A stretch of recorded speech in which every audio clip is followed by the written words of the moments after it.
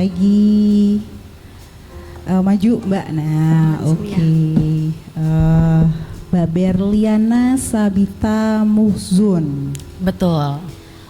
Pertama-tama, Assalamualaikum warahmatullahi wabarakatuh. Perkenalkan, nama saya Berliana Sabita Muhzun. Saat ini berusia 20 tahun, merupakan perempuan dari Provinsi Sulawesi Tenggara, Kota Kendari yang saat ini berdomisili di Surabaya. Juga menjadi mahasiswa aktif di Telkom University Kampus Surabaya.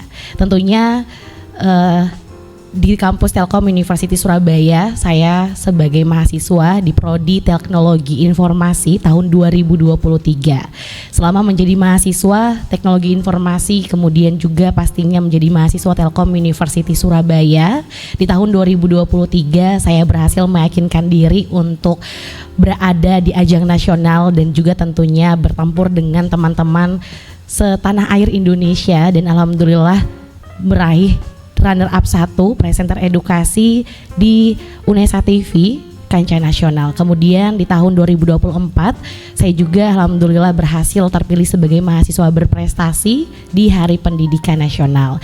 Kemudian dengan semua potensi dan juga apa yang sudah saya raih, hal ini menjadi harapan yang besar bagi saya bisa menjadi kandidat yang tepat dan juga membawa nama baik Telkom University Kampus Surabaya di kancah nasional maupun secara global. Seperti itu, terima kasih.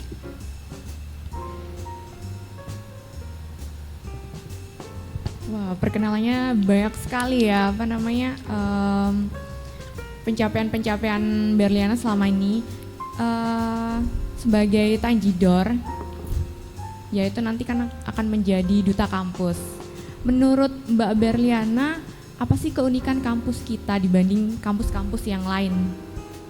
Baik, terima kasih. Bagaimana keunikan dari Telkom University Kampus Surabaya? Satu yang Berlin garis bawahi adalah kita melahirkan the next digital talent, yang artinya dari segi teknologi kita sangat begitu memberikan fasilitas dan juga akses seluas-luasnya bagi para mahasiswa ataupun generasi Indonesia untuk bisa memberikan solusi terbaik untuk bangsa Indonesia. Salah satu contohnya adalah ketika pengabdian masyarakat di Papua, ini adalah salah satu garis besar yang sangat begitu membanggakan, di mana kita bisa memberikan solusi yang sangat efektif bahkan terasa kepada seluruh lapisan masyarakat. Terima kasih. Oke, menarik sekali ya. Mungkin ada banyak inovasi-inovasi yang sudah dibuat oleh kampus Telkom University Surabaya. Bisa nggak sebutin 3 aja? Baik, untuk inovasinya salah satunya adalah mahasiswa ya, mungkin ini yang yang membuat inovasi tersebut, yaitu adalah REF, di mana ini adalah transportasi yang diintegrasikan dengan listrik, yang pastinya ini selalu Berlin lihat ketika ada kunjungan dari teman-teman SMA maupun di luar dari kampus Surabaya, seperti motor listrik, mobil listrik, dan juga yang baru-baru saat ini adalah kendaraan untuk membawa barang-barang. Jadi dia sistemnya seperti kendaraan yang kayak becak. Seperti itu. Itu pada saat Berlin menanyakan ini fungsinya seperti apa, ternyata fungsinya adalah untuk membawa barang-barang yang tentunya dengan kapasitas yang masih kecil. Dan Berlin juga pernah melihat bisa difungsikan juga sebagai teman-teman disabilitas. Ketika mereka mau dengan mudahnya mobilisasi, itu bisa digunakan kursi roda mereka dibawa di tempat tersebut. Seperti itu. Terima kasih. Oke, Mbak Berliana, ketika nih Mbak Berliana menjadi Tanjidor, kira-kira konten-konten atau hal apa yang mau Mbak Berliana lakukan begitu? Oke, baik, terima kasih. Kalau misalkan kita dari segi konten, tentunya yang pertama yang Berlin bawa adalah brandingnya Telkom University secara luas, tidak hanya Surabaya, tidak hanya Bandung dan juga Purwokerto, tapi ini menggambarkan bagaimana masyarakat memiliki konstruksi dan juga stereotip terhadap Telkom University. Tentunya yang pertama adalah bagaimana awareness terhadap masyarakat di luar sana yang masih mungkin belum mengerti kalau misalkan Telkom University ada beberapa tempat yang tentunya teman-teman yang di Jawa Timur bisa kita hadir lebih dekat dengan mereka. Tidak hanya di Bandung, mereka juga bisa memiliki Telkom University Kampus Surabaya. Kemudian yang kedua adalah mengenai edukasi. Mengenai Telkom University tentunya ini adalah perguruan tinggi yang dimana kita memberikan ilmu yang banyak yang bisa mereka aplikasikan dan juga realisasikan yang nantinya bisa berdampak besar bagi masyarakat dan juga kehidupannya sendiri. Tentunya kita memberikan edukasi bahwa pendidikan tinggi itu penting dan pastinya dengan berakhir memberikan solusi di Telkom University Surabaya adalah wadah yang tepat untuk menjadikan mereka menampung dan juga menimba ilmu dengan baik seperti itu. Oke, sebetulnya saya juga penasaran nih, kira-kira apa sih yang menjadikan Mbak Berliana ini tertarik untuk menjadi Tanjidor gitu, dan dari mana informasinya kok tiba-tiba mau daftar Tanjidor gitu? Baik, terima kasih Mbak.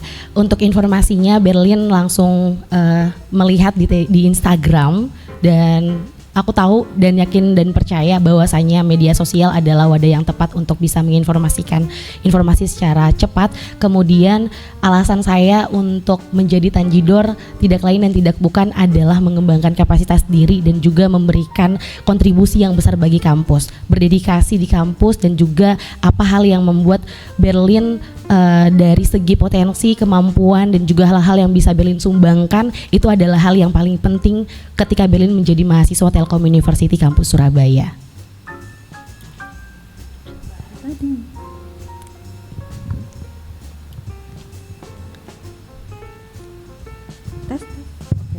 Halo Mbak Berlian. Halo Mbak Anita. Mbak Berlin dari tadi menjawabnya lancar banget ya, emang public speakingnya bagus ya. Kebetulan kita udah beberapa kali ya bekerja sama dalam konten-konten ya. Nah tapi saya juga follow Mbak Berlin. Nah tapi saya pengen tanya nih sebenarnya kegiatanmu saat ini dalam membranding diri di sosmed itu apa aja sih yang kamu lakuin, dan sebenarnya tujuan brandingmu itu apa di sosmed selama ini? Baik, terima kasih Mbak Anita. Untuk membranding diri, menurut saya memang tidak dapat kita pungkiri di zaman sekarang membranding diri adalah salah satu instrumen yang wajib dilakukan oleh setiap orang. Karena kenapa? Dengan membranding diri juga bisa menjadi kita memiliki konstruksi terhadap masyarakat bahwa kemampuan yang tidak perlu kita ceritakan, kemudian juga hal-hal yang bisa kita menjadikan pengaruh yang positif kepada orang-orang. Karena dengan membranding diri itu juga memiliki kepercayaan terhadap orang-orang untuk diri kita sendiri. Jadi dengan membranding banyak hal yang bisa Berlin dapatkan. Yang pertama mengedukasi, yang kedua adalah memiliki pengaruh positif terhadap teman-teman, yang ketiga juga berdampak positif bagi diri sendiri. Yang tentunya positif bagi diri sendiri ini adalah hal yang paling Berlin garis bawahi, karena tidak akan Berlin rasakan sendiri tapi orang lain juga ikut rasakan. Seperti bagaimana labelitas masyarakat terhadap kita, kemudian juga yang saat ini menjadi tanggung jawab Berlin sendiri. Misalkan menjadi mahasiswa Telkom University Kampus Surabaya, maka orang-orang dengan secara melabelkan Berlin bahwa Berliana merupakan mahasiswa Telkom University Kampus Surabaya, merupakan orang yang memiliki banyak talenta, prestasi dan juga kontribusi yang banyak untuk apa yang saat ini dia jalani, seperti itu. Oke, kalau misalkan Mbak Berlin terpilih menjadi Tanjidor 2025 ya, berarti kan Tanjidornya Tell You Surabaya nih ya. Nah kira-kira nih di sosmednya Mbak Berlin, branding seperti apa yang ingin Mbak Berlin bangun, atau konten seperti apa yang nanti cocok antara Tell You sama personanya Mbak Berlin sendiri? Baik, terima kasih. Dari Berlin sendiri, Berlin merencanakan ke depannya ketika sudah menjadi Tanjidor Kampus Surabaya, itu adalah bagaimana keseharian Berlin sebagai mahasiswa Telkom University Kampus Surabaya, yakni ketika berkegiatan ataupun menjadi salah satu bagian dari acara, itu Berlin akan membuat konten dengan memberikan edukasi terkait hari ini apa saja yang sudah didapatkan, yang tentunya dengan Berlin memberikan edukasi tersebut juga ilmu-ilmu yang Berlin dapatkan bisa berdampak bagi orang lain dan bisa menjadi ilmu bagi mereka, seperti itu. Oke, terakhir dari saya nih pertanyaannya, sebagai brand ambassador nantinya kalau terpilih gitu ya Tanjidor, bagaimana Mbak Berlin menanggapi komen-komen negatif tentang Telkom University Surabaya? Baik, terima kasih Mbak Anita.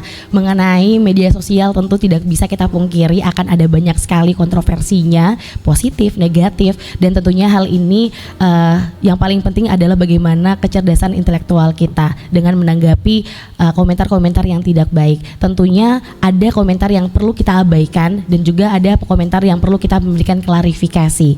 Dan pastinya untuk merespon hal tersebut tetap tenang dan juga memberikan respon yang positif. Seperti itu.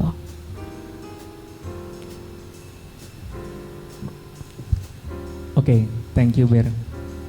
Barusan dari rekan-rekan kan menanyakan seputar bagaimana engagement kamu, lalu bagaimana kamu di media sosial. Kalau sekarang aku kepengen nanya pertanyaan teknis banget tentang konten terutama ya. Karena jadi PA kan kamu harus aktif ya di sosmed ya. Betul. Dan juga create konten juga kan. Nah, di sini apabila kamu membuat konten, gimana konten yang efisien waktu menurut kamu, yang cepat bisa di create 1 hari jadi? Oke, baik, terima kasih Kak. Kebetulan juga Berlin beberapa hari ini aktif membuat konten. Menurut Berlin membuat konten yang paling cepat itu adalah ketika menjelaskan sesuatu. Ketika ada yang mungkin yang bertanya, Kak, Telkom University Kampus Surabaya itu di mana sih? Nah, itu langsung dijawab dengan halo. Jadi kampus Telkom University Kampus Surabaya dengan alamat di sini, kemudian lengkapnya di sini, seperti itu. Kemudian langsung diupload. Oke, berarti bisa dikatakan kepikiran langsung take kontennya ya, minim edit langsung enggak sesegera mungkin gitu ya. Betul. Oke. Lalu gini, misal kita ada acara dan acaranya itu dadakan. Ya. Dan juga ketika kita lagi syuting acara, lalu take-nya ini kurang maksimal dan kita perlu take lagi mungkin. Atau wah rasanya nggak perlu take lagi. Apa pendapat kamu sama hal tersebut?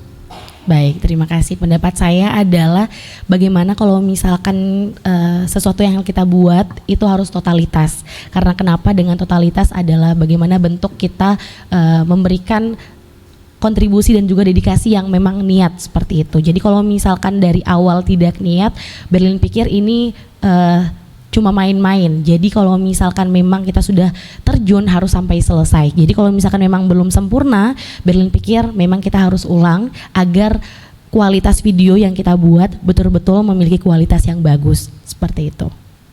Oke, thank you. Cukup itu sih, Ber. Sekarang pengen unjuk bakat. Ya. Boleh, kami persilakan. Oke. Telah gugur pahlawanku, tunai sudah janji bakti, mati satu tumbuh 1000, tanah air jaya sakti.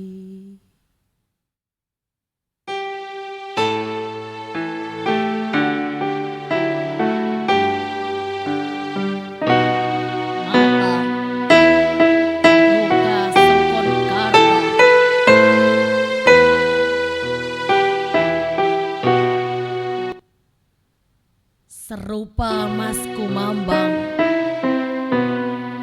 pupuh mengantarkan wejangan hidup, kecapi dalam suara sunyi menyendiri, pupuh dan kecapi membalut nyeri, menyatu dalam suara genting.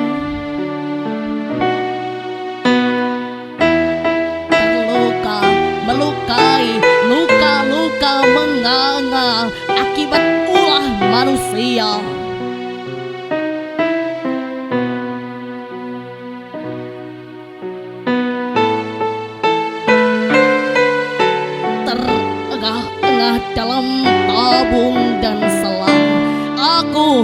seorang petani Bojong Sari menghidupi mimpi dari padi yang ditanam sendiri. Kesederhanaan panutan hidup dapat untung dilipat dan ditabung. 1974 tanah air yang ku cinta berumur 29 tahun. Waktu yang muda bagi berdirinya sebuah negara.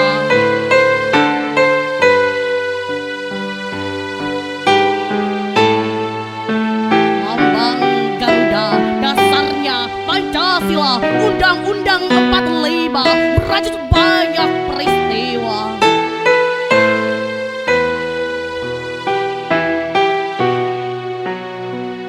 Peralihan kepemimpinan yang mendesak, Bung Karno diganti Pak Harto dengan dalih keamanan negara. Pembantaian 6 jenderal 1 perwira, 6 jam dalam 1 malam di lubung tak berguna.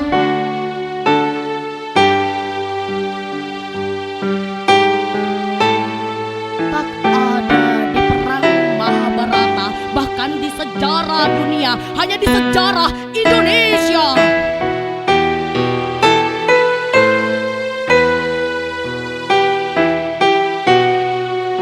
Pemusnahan golongan kiri, PKI wajib mati.